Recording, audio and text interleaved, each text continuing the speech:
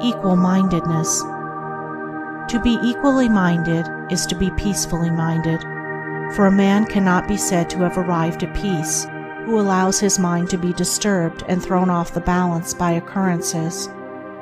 The man of wisdom is dispassionate, and meets all things with the calmness of a mind in repose and free from prejudice.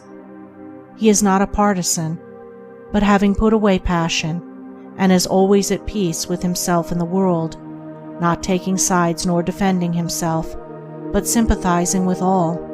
The partisan is so convinced that his own opinion and his own side is right, and that all goes contrary to them is wrong, that he cannot think there is any good in the other opinion and the other side.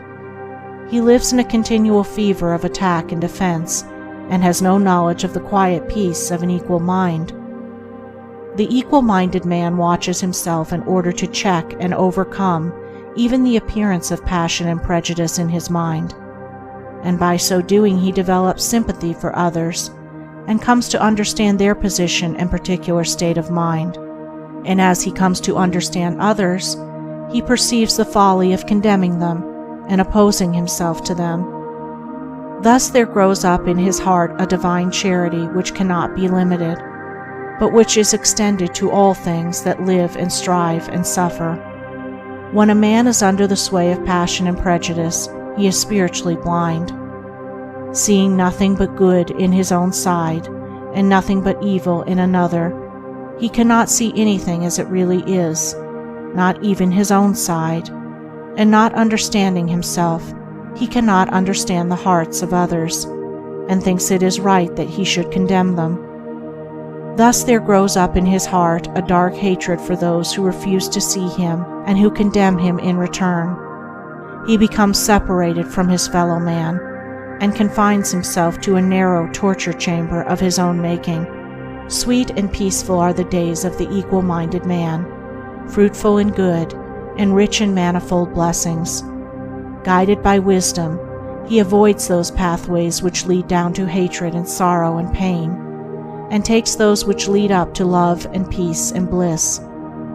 The occurrences of life do not trouble him, nor does he grieve over those things which are regarded by mankind as grievous, but which must befall all men in the ordinary course of nature.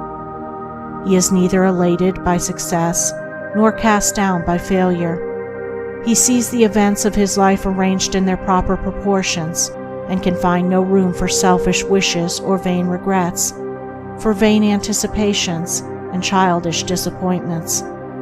And how is this equal-mindedness, this blessed state of mind and life, acquired? Only by overcoming oneself, only by purifying one's own heart, for the purification of the heart leads to unbiased comprehension.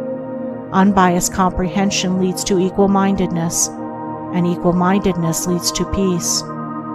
The impure man is swept helplessly away on the waves of passion.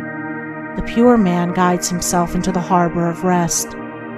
The fool says, "I have an opinion." The wise man goes about his business.